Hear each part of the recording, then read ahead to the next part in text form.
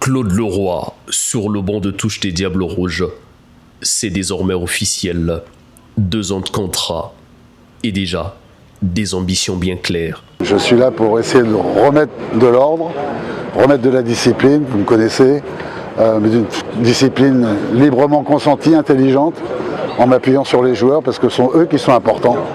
Ce sont les joueurs et il ne faut pas leur faire de cadeaux. 11 ans après son départ, le technicien français retrouve une sélection en panne de résultats, absente des grandes compétitions, privé de ses talents locaux, un chantier qu'il faut rebâtir et remettre sur pied avec du sang nouveau.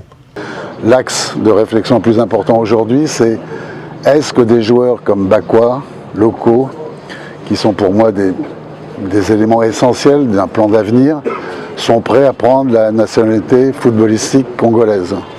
Voilà, mon premier travail, ça va être d'aller à Brest, d'aller à Nottingham Forest, pour essayer de les convaincre. Et bien évidemment, stratégiquement, si on réussit à convaincre les plus grands talents expatriés, doubles nationaux, il y aura un effet d'aubaine et ça donnera envie aussi à d'autres joueurs qui hésitent encore un petit peu de nous rejoindre. Des nouvelles têtes, a priori à retrouver dans la sélection. Mais pour le staff, le défi reste de taille. Un challenge qu'il faut porter à la hauteur des ambitions d'une sélection. Rester dans la disette pendant plus d'une décennie. Le premier défi déjà, c'est de faire l'état des lieux et de convaincre tous les talents, tous les joueurs congolais à rejoindre cette équipe nationale pour atteindre l'objectif et de se qualifier pour la prochaine Coupe d'Afrique des Nations. Il faut que l'équipe, je termine là-dessus, soit placée dans les meilleures dispositions possibles pour voyager dans les hôtels, sur les terrains d'entraînement et après on peut être très exigeant avec les joueurs. Le malaise peut être ici identifié par le sélectionneur congolais. Le manque d'organisation et de sérieux des aléas qui devraient désormais se conjuguer au passé.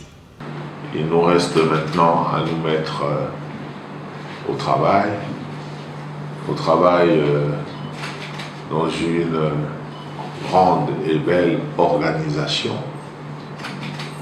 parce que sans discipline, sans l'ordre établi, il sera difficile pour nous d'atteindre les sommets. Priorité désormais pour le nouveau staff. Regrouper sur place une ossature composée avec les forces en présence avant l'entrée en lice pour les éliminatoires de la CAN 2027 face à la Namibie en septembre prochain.